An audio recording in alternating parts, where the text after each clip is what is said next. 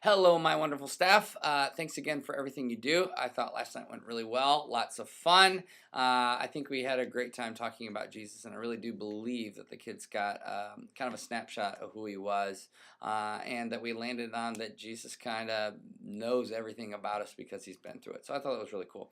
The Holy Spirit is a little more difficult because it's kind of hard to relate with the Holy Spirit, where you kind of relate with Jesus because he was human and he came to earth, and God, he's kind of always, people, they've learned about God their whole life. Now the Holy Spirit is kind of a whole new aspect to that. In fact, I would say it's the one that kids will have the hardest time trying to figure out.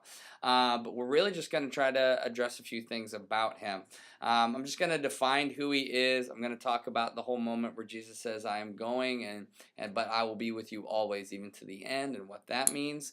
And then we're going to basically walk into kind of who he is and what he does. We're going to say that he's not an it.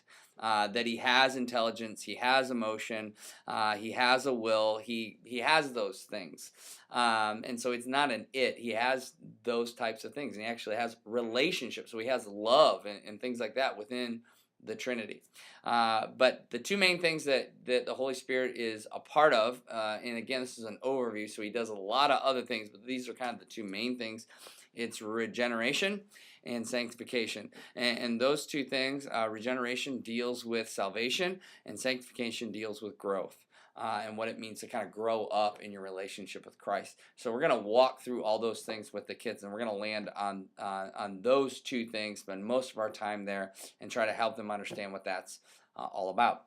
So the Holy Spirit convicts, but the Holy Spirit also is the one who leads us to Christ and shows us Jesus, and all of a sudden we open our eyes and go, oh my goodness, So the Holy Spirit's working is really in two aspects.